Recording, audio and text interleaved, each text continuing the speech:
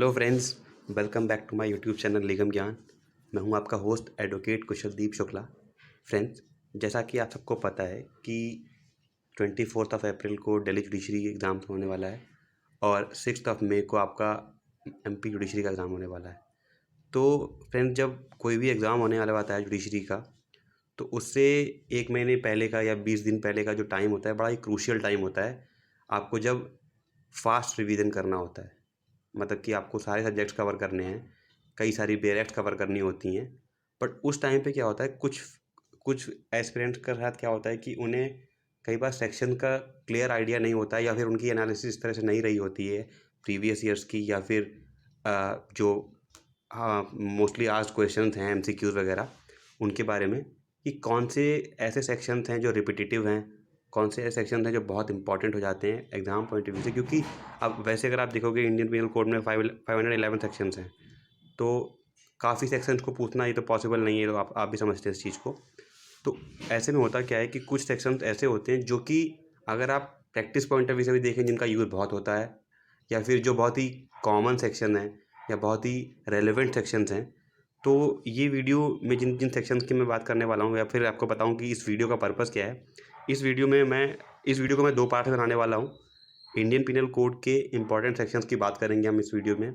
First part में जैसे कि इसमें आपका इंडियन पीनल कोड जो है उसमें 23 चैप्टर्स हैं और 511 सेक्शंस हैं।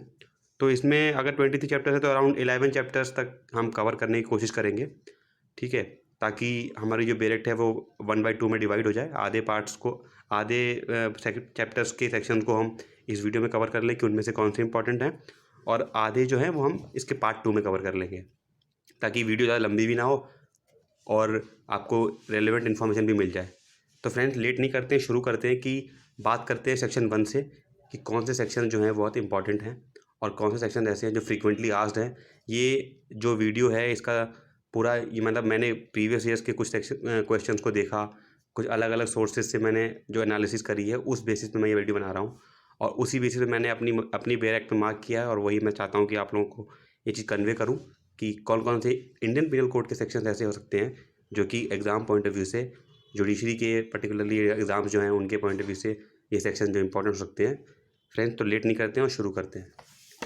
तो आप सेक्शन 1 से शुरू करते हैं। तो आपको जैसे आप सबको पता है कि सेक्शन 1 ऑफ किसी भी जो बेरेक्ट का होता है, वो जनरली बात करता है कि ये सेक्शन, ये एक्ट है, इसका क्या पर्पस था, क्या ऑब्जेक्ट था, या क्या इसकी एप्लीकेबिलिटी है। अब जैसे ये पुरानी बेरेक्ट है, इसमें अगर आप सेक्शन 1 देखेंगे इसका, तो इसमें ये लिखा होगा कि हाँ, this act is applicable all over India accept Jammu and Kashmir. Although अब ये चीज़ चेंज हो गई। जैसे आपको सबको पता है कि जम्मू कश्मीर रीऑर्गेनाइजेशन एक्ट आ गया है, जिससे जो कोई भी एक्ट है, इंडियन एक्ट, वो अब ऑल ओवर इंडिया अप्लाई होता है। जैसे आप देख रहे होंगे सेक्शन 1 में कि दिस एक्ट में B called the criminal law amend, sorry, ये तो दूसरा एक पेज खोल लिया मैंने। हाँ, ये है पहला पेज। इसमें ये कह रहा है कि the act shall be called the Indian penal code and shall extend to whole of India except the state of Jammu and Kashmir. ये अमेंड हो चुकी है चीज़, आप इसी का ध्यान रखें कि this act shall be called the Indian penal code and it shall extend to whole of India. इसके आगे की बात इसमें ख़त्म हो गई क्योंकि जम्मू कश्मीर रीऑर्गेनाइजेशन एक्ट आ गया है। खैर, अपने हम फ्रेंड्स सेक्शन पे आते हैं। तो सेक्शन 1 जो है वो इम्पोर्टेंट होता ही है, अब मैं बताई थी आपको, ठीक है। इसके बाद फ्रेंड्स, सेक्शन 2 जो है, punishment of offences committed with in India, ये बड़ा इंपॉर्टेंट हो जाता है। कई बार इसके अब पूछ लेते हैं कि कोई ऑफेंस कहाँ पे कमिट हुआ है, और उसकी जुरिडिक्शन बेस्ड क्वेश्चन कई बार पूछ लेते हैं। तो 1 to 5 अगर आप देखें तो एक बार आपको एक एक ओवरव्यू ले सकते हैं आप सेक्शन 1 to 5। तो मैं इसमें वैसे तो मैंने मार्क किया है 2 और 4 और 5, बट फिर भी मैं आपको सजेस्ट करूँगा कि आप 1 to 5 एक बार सेक्शन समझ लें कि किस तरह से एक्ट का ये जो जुरिडिक्शन काम कैसे करता है। कि मान लीजिए कोई शिप है, इंडियन शिप है, वो अगर किसी और ओशियन में है तो उसमें क्या होगा, या फिर कोई फॉरेन सिटीज़न है, वो इंडिया में अवेलेबल है, और इंडिया में अगर कोई क्राइम कमिट करता है, या फिर कोई इंडियन पर्सन है जो कि फॉरेन में है, तो क्या वो इंडियन पीनल कोड में चार्ज होगा, नहीं होगा। तो ये सब चीज़ें थोड़ा सा ये 1 to 5 बताता है। तो आप इसको 1 to 5 एक बार अच्छे से देख लें। और इसके बाद फ्रेंड्स, जो जनरल एक्सप्लेनेशन वाला चैप्टर 2 है, इसमें बहुत सारी चीज़ें दे रखी हैं। सेक्शन 6 से ही शुरू हो जाता है, 52A तक जाता है ये। बट इसमें कुछ चीज़ें हैं जो ही वही जो इंपॉर्टेंट हैं, ठीक है। कि सेक्शन 8 जैसे हो गया जेंडर, तो जेंडर की बात करता है इसमें कि कैसे कौन ही शी सब कुछ इस पर डिफाइंड है, ठीक है। और 9-10 हालांकि मैंने मार्क किया, ये बहुत ज़्यादा इंपॉर्टेंट नहीं है, बट हाँ सबसे इंपॉर्टेंट सेक्शन जो इसमें, अगर इस चैप्टर जनरल एक्सप्लेनेशन वाले की आप बात करेंगे तो उसमें सेक्शन 21 जो पब्लिक सर्वेंट की बात करता है, जिसमें कि ये बताता है कि कौन कौन से पब्लिक सर्वेंट या पब्लिक सर्वेंट की डेफिनेशन में कौन कौन पर्सन्स जो हैं या पब्लिक ऑफिसर्स हैं जो कवर होंगे, उसकी बात करता है कि क्या इसका स्कोप है, ठीक है। सेक्शन 21 काफ़ी इंपॉर्टेंट हो जाता है। 22 मूवेबल प्रॉपर्टी क्या है, ये थोड़ा सा उसकी बात करता है कि कहाँ। इन सेक्शन की आपसे एक्सप्लेनेशन जनरली नहीं पूछता है, इनकी लोकेशन अक्सर पूछ लेता है कि हाँ बताइए कि इंडियन पिनल कोड में पब्लिक सर्वेंट कौन से सेक्शन में डिफाइंड है। तो ये आपसे इस पॉइंट ऑफ व्यू से आपके नंबर, इसीलिए आपको बैरेक्ट के नंबरिंग जो है वो भी अच्छे से आपको पता होना चाहिए कौन सा सेक्शन कौन सा क्या कहता है। तो इसलिए ये सेक्शन 21, 22 और 23, अब देखिए रॉन्गफुल गेन और रॉन्गफुल लॉस, ये सेक्शन काफ़ी इंपॉर्टेंट है सेक्शन 23, कि कब किसको कब किसी को रॉन्गफुल गेन होता है या कब किसको रॉन्गफुल लॉस होता है। ये सेक्शन उस पॉइंट ऑफ व्यू से काफ़ी इंपॉर्टेंट आता है। और 24 और 25 जो मैंने सेक्शन है, ये कई मेरे भी मैंने कई एग्जाम्स में अपियर हुआ हूँ मैं, वहाँ भी मैंने देखा है। और अक्सर मैंने सिंपल, चाहे आप DULLB की बात कर लेना, वो भी उस तरह से भी कई बार ये चीज़ पूछ लेता है कि डिसऑनेस्टली और फ्रॉडुलेंटली क्या है। अगर आप इसका यहाँ पे याद करने का सिस्टम देखें तो कई बार ऐसा होता है कि मेरे साथ क्या होता था पहले, कि मेरे को डिसऑनेस्टली पता है और फ्रॉडुलेंटली भी पता है, बट जब लोकेशन पूछते हैं ना कि सेक्शन कौन सा वाला जो है वो फ्रॉडुलेंटली की बात करता है, तो मैं पहले भूल जाता था। बट उसमें क्या इसका ट्रिक ये हो सकता है कि अगर आप मतलब ABCD वाइज देखेंगे अगर आप, तो डिसऑनेस्टली फ्रॉडुलेंटली से पहले आता है, इसलिए सेक्शन 24 जो है वो डिसऑनेस्टली जाएगा और सेक्शन 25 जो है फ्रॉडुलेंटली है। मैंने ऐसे याद किया था, मुझे आज भी याद है कि 24 डिसऑनेस्टली है और 25 फ्रॉडुलेंटली है, ठीक है। इसके बाद फ्रेंड्स सेक्शन 30 जो है वो आप थोड़ा इंपॉर्टेंट हो सकता है, वैल्यूएबल सिक्योरिटी, एक जनरल ओवरव्यू आप देख लेंगे उसके ऊपर से, ठीक है। उसके बाद words referring to acts include illegal omissions, section 32 भी इंपॉर्टेंट है। और सेक्शन 33 एक्ट और ओमिशन, जैसे कि जब हम कभी चाहे कल्पेबल होमिसाइड पढ़ें या कोई भी मर्डर पढ़ें, इन सब चीज़ में एक्ट की बात होती है, एक्ट और ओमिशन, एक्ट और ओमिशन। तो एक्चुअल में एक्ट और ओमिशन क्या होगा उस चीज़ को बताता है सेक्शन 33, ठीक है।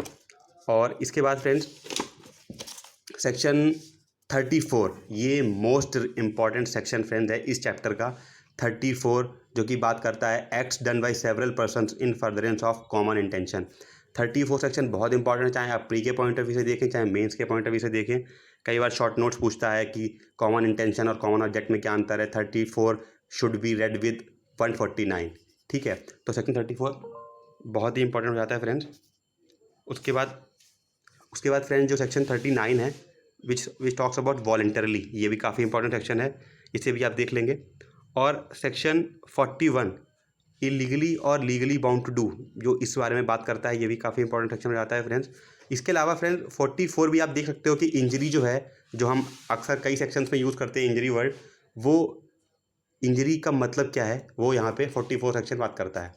सेक्शन 52 और 52A ये दोनों साथ में पढ़े जाएंगे। गुड फेथ बहुत ही इंपॉर्टेंट है, क्योंकि गुड फेथ का यूज़ कई जगह हुआ है, कई बार अदर एक्ट्स जो हैं वो भी IPC की 52 का जो गुड फेथ की जो डेफिनेशन को रेफर करते हैं। और 52A जो है ये जो बात करता है हार्बर के बारे में, वो भी काफ़ी इंपॉर्टेंट सेक्शन हो जाता है। अब इसके बाद फ्रेंड आता है चैप्टर 3 पनिशमेंट्स के बारे में। तो पनिशमेंट्स के बारे में आपको बहुत ज़्यादा नहीं पढ़ना है, कुछ सेलेक्टिव सेक्शंस हैं पनिशमेंट चैप्टर से, जैसे कि 53 की इसमें अक्सर पूछता है कि कितने तरह के पनिशमेंट्स जो हैं वो इंडियन पिनल कोड में डिफाइंड हैं। तो दे आर 5 टाइप्स, ठीक है। तो पनिशमेंट का जनरली पूछता है कि कितने सेक्शन है, या फिर कई बार ऐसे आपको मल्टीपल चॉइस क्वेश्चन दे देगा जिसमें MCQ में जो पनिशमेंट्स जो 5 तरह के दे रखे हैं उनके नाम दे देगा, उनमें से कोई ऐसा सेक्शन होगा एक जो नहीं मतलब होगा पनिशमेंट, उसको भी ऑप्शन में दे देगा। तो आपको उसमें से उसको पॉइंट आउट करना होता है कि ये पनिशमेंट है कि नहीं है, ठीक है। उसके बाद सेक्शन 57 जो है जो बात करता है fractions of terms of punishment, कि अगर किसी को लाइफ इम्प्रिजनमेंट अगर कोर्ट सुना रही है तो उसका क्या मतलब हुआ, कि फ्रैक्शन का कैसे काउंट करते हैं, ये चीज़ भी काफ़ी इंपॉर्टेंट सेक्शन है 57। इसके बाद फ्रेंड सेक्शन 63 जो है वो अमाउंट ऑफ फाइन की बात करता है। तो section 53 according to section 63 amount can be unlimited but it should not be excessive. मतलब अमाउंट की कोई एक्चुअल ये लिमिट नहीं है कि ये इतना अमाउंट किसी को फाइन करा जा सकता है, but it should not be excessive, ठीक है, according to the act done, ठीक है।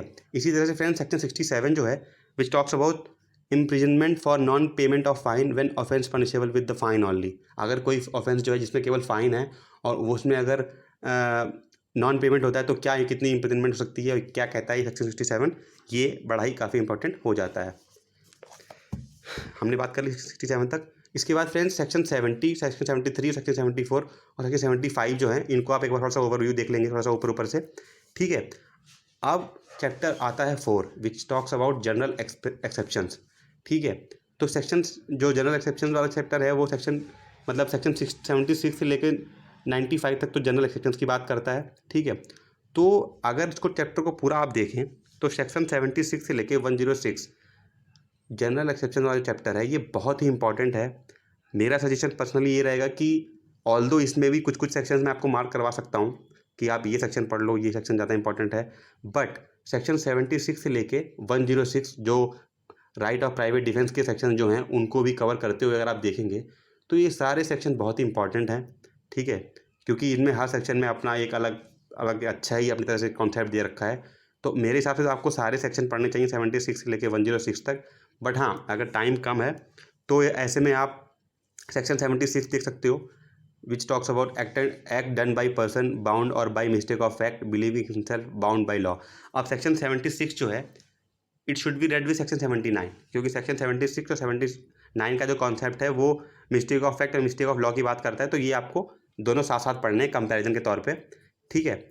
उसके बाद सेक्शन 77 78 कैसे रिलेटेबल है, क्योंकि पहले 77 में बता रहा है कि कोई जज अगर कोई एक्ट कर रहा है तो वो कैसे एग्जेम्प्टेड है, और 78 जो है कि जो सबऑर्डिनेट ऑफिसर्स जज के हैं वो कोई एक्ट अगर किसी जजमेंट को फॉलो करते हुए करते हैं तो वो कैसे एग्जेम्प्टेड है, ठीक है। तो ये चीज़ हो गई। उसके बाद सेक्शन 79 है कि मिस्टेक ऑफ फैक्ट जो मैंने बता दिया आपको, और 80 जो है एक्सीडेंट की बात करता है कि accident in doing a lawful act, ठीक है। तो कैसे कब लॉफुल एक्ट को एक्सीडेंट अगर होगी तो उसमें कैसे आपको एक्सेप्शन मिल जाएगा, ये जो है 80 81 और 82 सेक्शन जो है वो काफ़ी इंपॉर्टेंट हो जाता है जिसमें डॉली इनकैपेक्स की बात होती है 82 83। तो वही मैं बोल रहा था कि अगर मैं इस तरह से अगर आपको मार्क करवाऊंगा भी तब भी उसके बावजूद भी काफ़ी सेक्शन रहते हैं जो आपको फिर लगता है कि यार ये छोड़ नहीं सकते। तो मेरे हिसाब से ये आपका सजेशन मेरा सजेशन रहेगा कि 76 से लेकर 106 तक आप काफ़ी हद तक सारे सेक्शन पढ़ें, ठीक है। फिर भी आप एक बार सेक्शन 90 जो है consent known to be given under fear और misconception consent of insane person, ठीक है। ये क्या है 91 और 94 95, ये काफ़ी इंपॉर्टेंट सेक्शन है। अब बात करते हैं friends of the right of private defence जो कि 96 से शुरू होता है। तो 96 सिंपल है कि हाँ private defence things done in private defence, ये तो सिंपल बात है, एक्सप्लेनेशन है उसमें कि क्या प्राइवेट डिफेंस होता क्या है। उसके बाद सबसे इंपॉर्टेंट सेक्शन ये होता है कि right of private defence of the body and the property 97, ठीक है। अब होता क्या है कि 99 सेक्शन जो है वो काफ़ी इंपॉर्टेंट ऐसे हो जाता है कि act against which there is no right of private defence extend to which the right may be exercise. इसमें 99 में क्या बताया गया है कि कब आपको राइट ऑफ प्राइवेट डिफेंस नहीं मिलेगा या फिर कब आपने जो उसकी लिमिट है एक्सटेंड कर दी है। तो 99 के साथ ही सारे सेक्शन आपको पढ़ने पड़ते हैं, ठीक है। उसके बाद सेक्शन 100 जो है when the right of private defence of the body extends to causing death, कि अगर आप अपनी बॉडी को प्राइवेट डिफेंस कर रहे हैं तो कब आप किसी पर्सन की डेथ कॉज कर सकते हो, ये टॉक इस बारे में बात करता है सेक्शन 100, इसलिए काफ़ी इंपॉर्टेंट हो जाता है ये सेक्शन, ठीक है। उसके बाद section 103 when the right of private defence of property extend to causing death. पहले देखो फ्रेंड्स क्या है कि प्राइवेट अपनी प्रॉपर्टी को बचाने के लिए प्राइवेट डिफेंस का जो करा गया उसकी बात करता है। बट ऐसे में कभी आप अपनी प्रॉपर्टी को डिफेंस कर रहे हो, ऐसे में आप किसी की डेथ कॉज कर सकते हो, वो बताता है सेक्शन 103, ठीक है। उसके बाद फ्रेंड्स चैप्टर 5 जो है वो अबेटमेंट की बात करता है, सेक्शन 107 से लेके 120 तक ये इसमें डिफाइंड है। तो section 107 abetment of a thing कि अबेटमेंट क्या होता है वो उसकी बात कर रहा है। 108 अबेटर कौन होता है उसकी बात कर रहा है, ये इंपॉर्टेंट है।